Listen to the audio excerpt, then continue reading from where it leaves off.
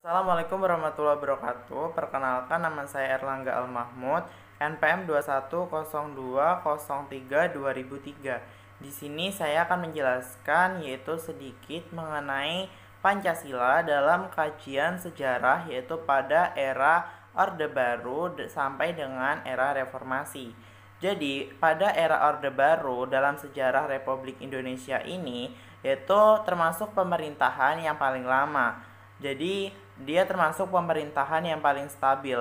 Artinya, tidak ada gejolak yang mengemuka atau seperti pada saat ini.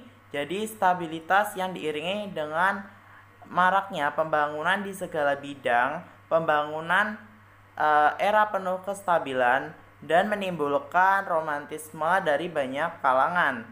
Di era Orde Baru, yakni misalnya stabilitas pembangunan serta merata tidak lepas dari keberadaan Pancasila. Jadi Pancasila ini merupakan suatu alat atau bagian dari pemerintah untuk semakin menancapkan kekuasaan di Indonesia. Jadi pada Pancasila ini sangat diagung-agungkan. Selain itu juga dia gencar, maksudnya masyarakat juga banyak yang menanamkan nilai-nilai dan hakikatnya kepada rakyat. Jadi rakyat itu tidak memandang hal tersebut sesuatu yang menjanggal. Jadi menurut Hendro Muhaimin bahwa pada pemerintahan Orde Baru dari dia sendiri itu tuh terkesan menunggangi Pancasila atau menaiki Pancasila atau lebih menganut sih, karena dianggap menggunakan dasar negara sebagai alat politik untuk memperoleh kekuasaan. Di samping hal tersebut, penanaman nilai-nilai pada Pancasila di Orde Baru juga dibarengi dengan praktik dalam kehidupan hal sosial rakyat Indonesia.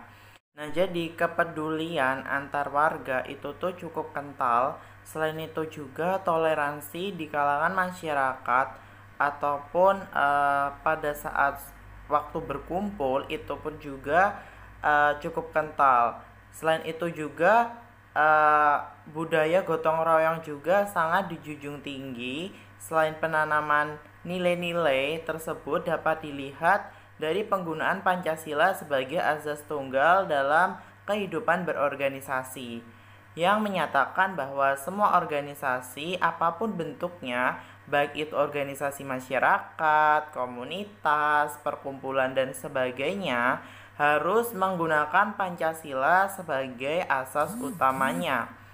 Jadi pada era Orde Baru sebagai era dinamis atau maniskannya, jadi Pancasila secara pribadi Soeharto sendiri ini seringkali menyatakan pendapat mengenai keberadaan Pancasila, yang kesemuanya memberikan penilaian terhadap Pancasila yaitu setinggi-tingginya terhadap Pancasila. Jadi ketika Soeharto melakukan atau memberikan suatu pidato, jadi pada saat itu tuh memperingati lahirnya Pancasila, yaitu pada tanggal 1 Juni 1967,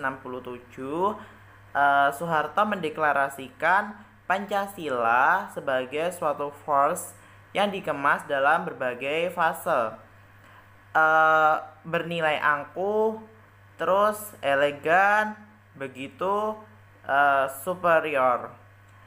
Dalam pidato tersebut, Soeharto menyatakan Pancasila sebagai tuntunan hidup atau menjadi sumber tertib, sumber sosial, peri kehidupan, serta merupakan sumber tertib negara dan sumber tertib hukum.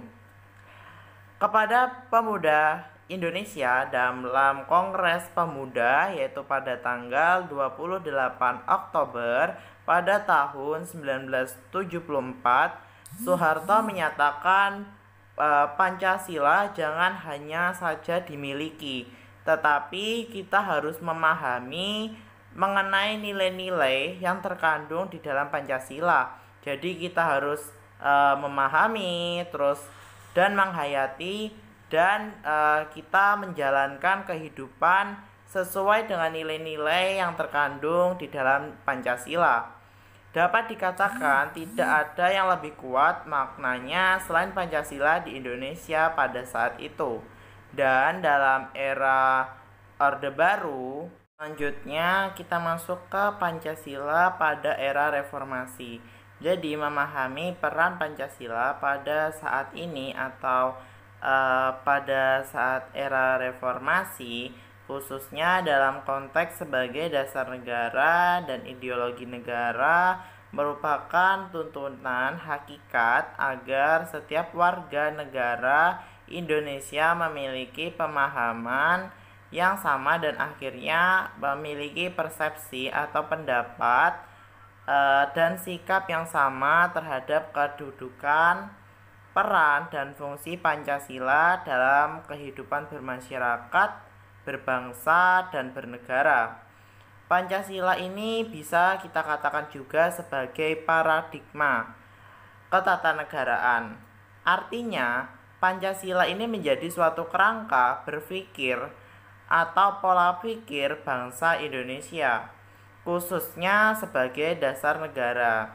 Ia sebagai landasan kehidupan berbangsa dan bernegara.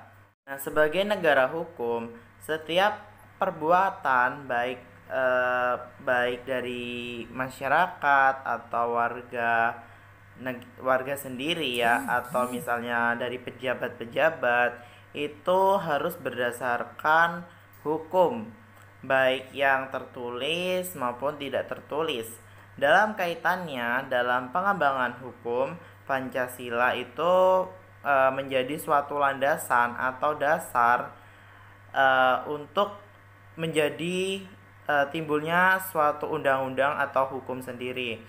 Jadi artinya hukum yang akan dibentuk itu tidak boleh bertentangan dengan nilai-nilai Pancasila atau yang terkandung dengan nilai-nilai Pancasila. Jadi substansi produk hukumnya tidak boleh bertentangan dengan nilai-nilai Pancasila. Di Pancasila ini kita kenal, jadi ada 5 dasar atau 5 nilai dasar luhur yang ada dalam perkembangan. Jadi berkembang dengan bangsa Indonesia. Jadi sejak zaman dahulu. Nah, sejarah merupakan suatu deretan yang saling berhubungan dan disusun berdasarkan peninggalan-peninggalan berbagai peristiwa. Peninggalan-peninggalan itu disebut dengan sejarah. Dan adanya sumber-sumber histori Pancasila ini dapat kita mengetahui bagaimana asal mula Pancasila dari zaman ke zaman.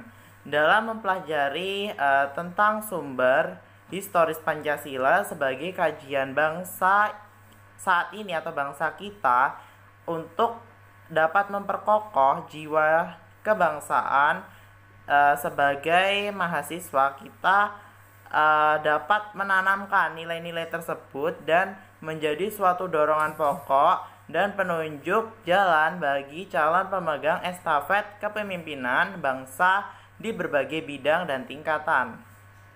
Jadi Pancasila menjadi sumber dasar negara, yang artinya dia mengatur penyelenggaraan suatu negara atau suatu pemerintah. Konsekuensinya adalah Pancasila merupakan sumber dari segala sumber hukum. Hal ini menempatkan Pancasila sebagai dasar negara yang bertindak melaksanakan nilai-nilai Pancasila sesuai dengan peraturan perundang-undangan yang berlaku. Oleh karena itu, sudah seharusnya peraturan pemerintah atau peraturan undang-undang di negara Republik Indonesia ini bersumber pada Pancasila.